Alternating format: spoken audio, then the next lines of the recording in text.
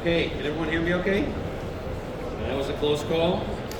The video gods are almost not in my favor, but thankfully they came to just in the nick of time. I'm Matt Glickman, CEO, co-founder of Genesis Computing. Just a show of hands, how many data engineers in the audience? How many people wish they could do more data engineering in their free time? Great, okay. So we're going to talk about today just a little bit of what Genesis is and how we're approaching data engineering in an automated fashion. Show you a live demo, fingers crossed. Everyone should wish us luck, and then if time allows, we'll take some questions from the audience. Otherwise, I'll be in the back and you can tackle me there. So first, Genesis is the first and what I believe is the key agentic data engineering platform built natively in Snowflake.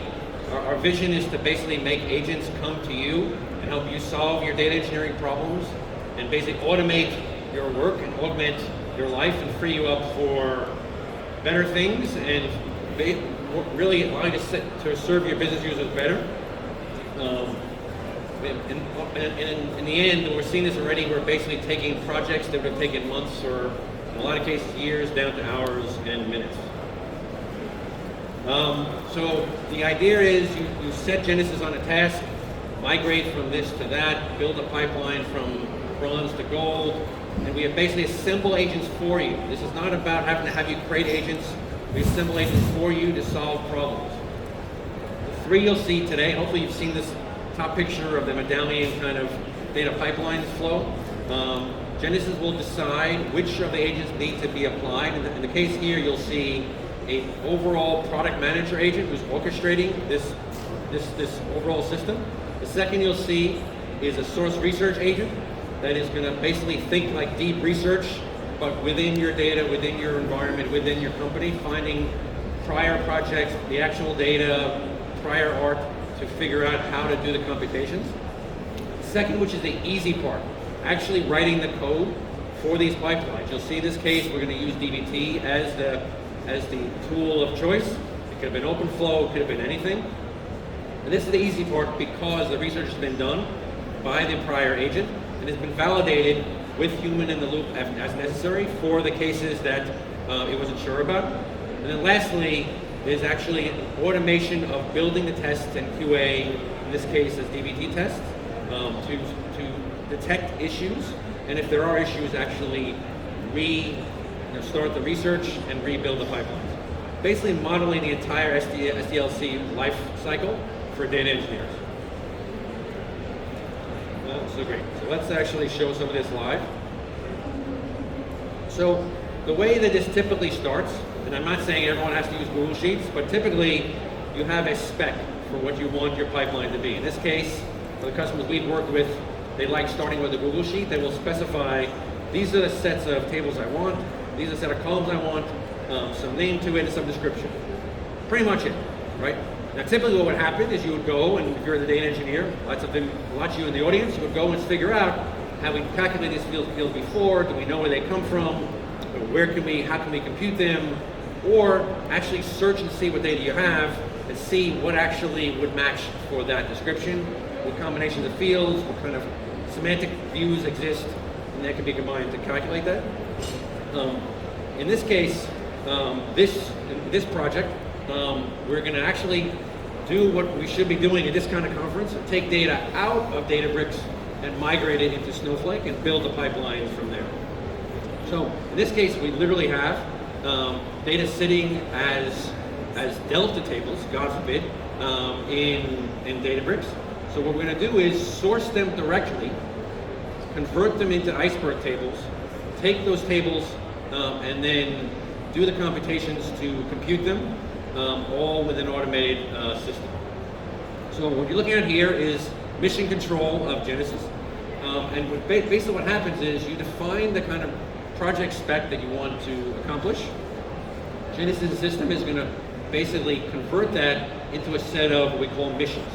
Right? In this case, it's turning into like 3 independent missions.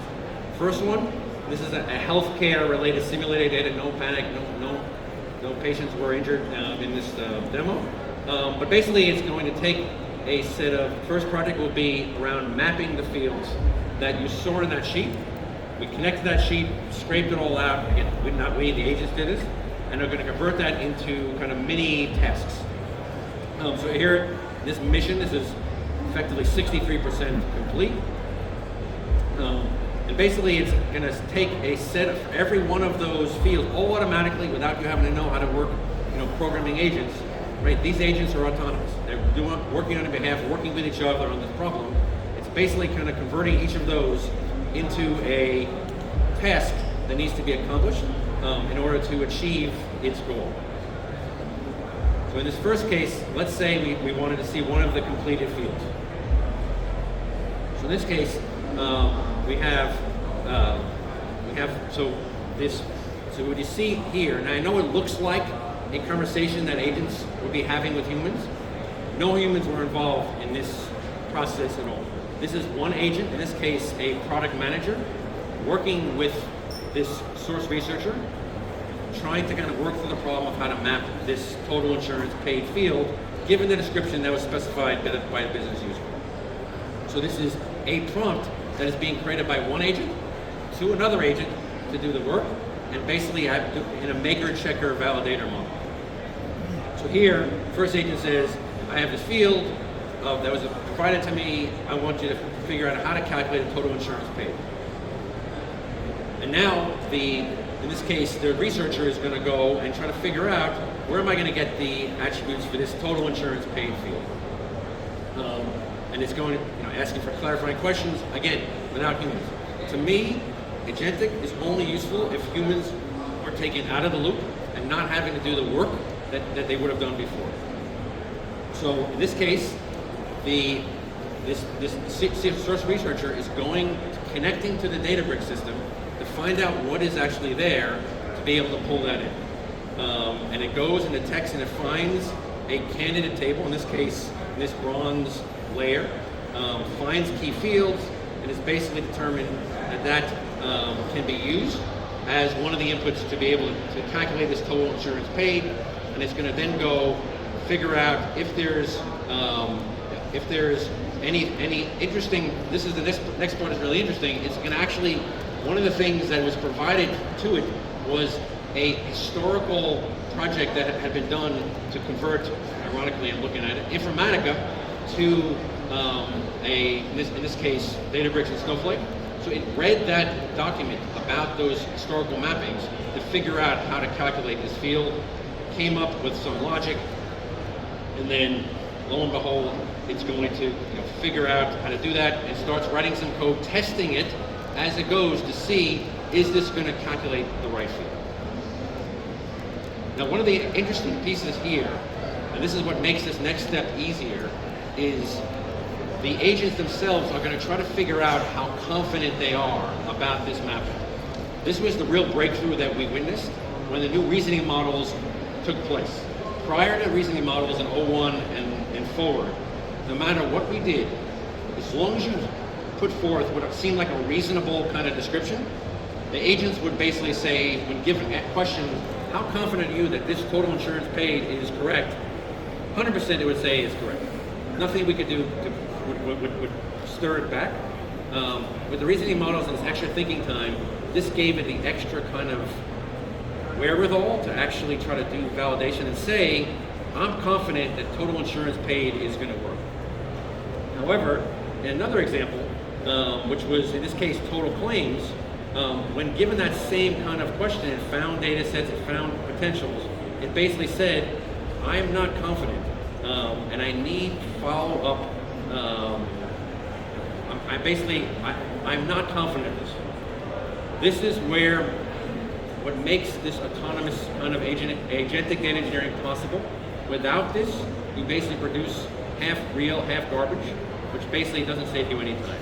The idea here is this is when the agent is going to raise its hand and say, I need human help.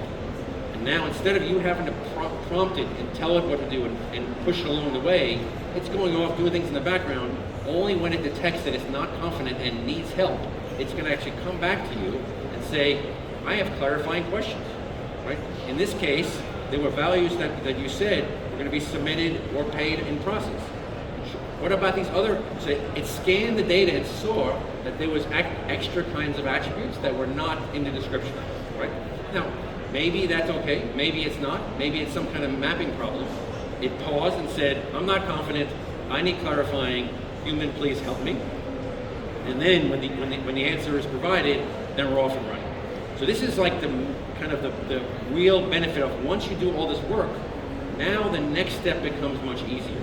Because now, when you're actually going to go and actually create, in this case, the DBT, you know that the mapping is good, and you've created an asset that is stored in natural language that will be used for all future projects, or more interestingly, as an asset for your organization to now use for anything, right? And you're now going to have agents that are going to learn about your business and your data, and now they've gone from that junior level entry data engineer to something more senior because now they have learned about your environment.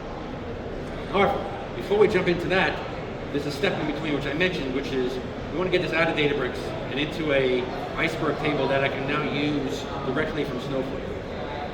So in this case, the agents basically orchestrated and said, okay, after all the mappings are finished, I'm going to actually then create a job that's going to go and calculate create the iceberg table.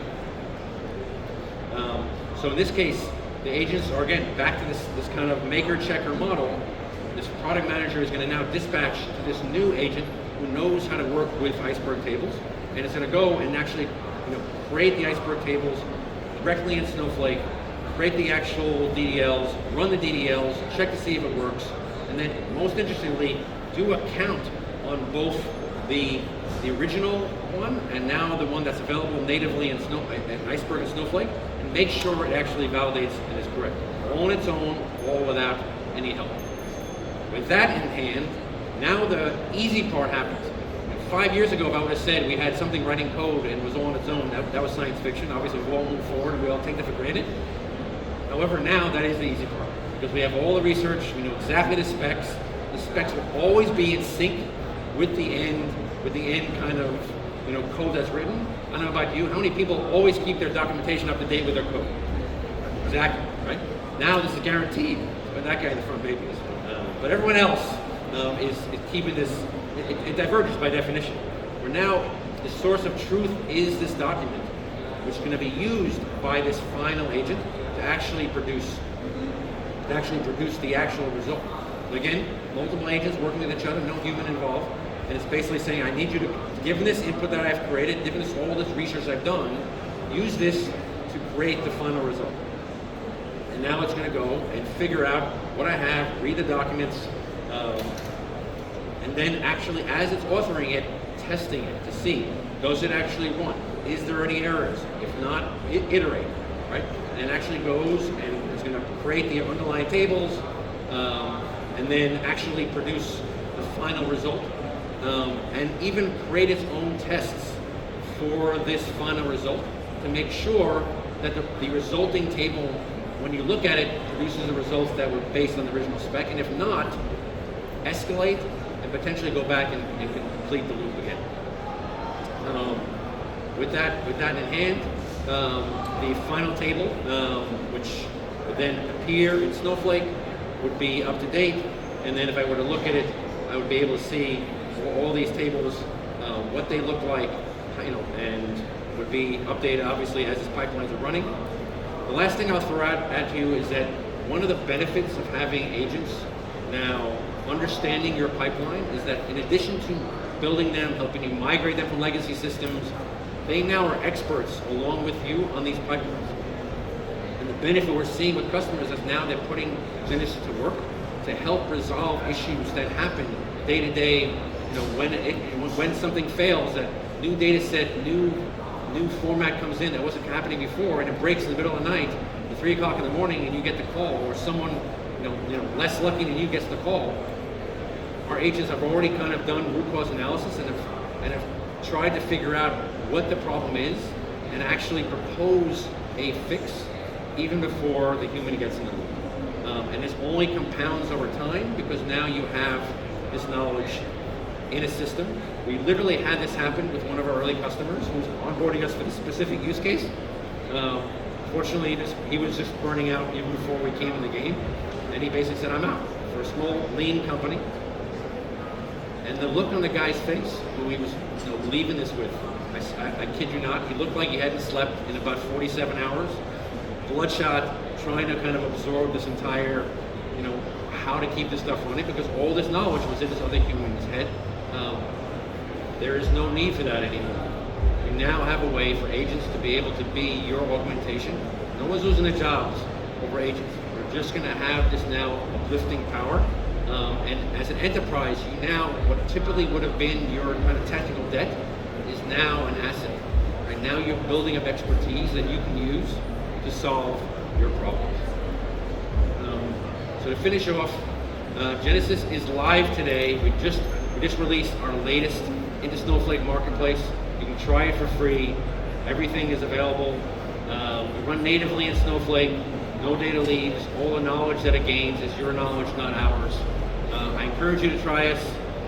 We are in booth 2804, probably the furthest spot from where we're standing right now, all the way in the opposite corner of the floor. Please stop by. We'd love to hear from you. Thank you very much. And I'll take, if anyone has any questions, I'll take questions. In the back over there. Can you stand up?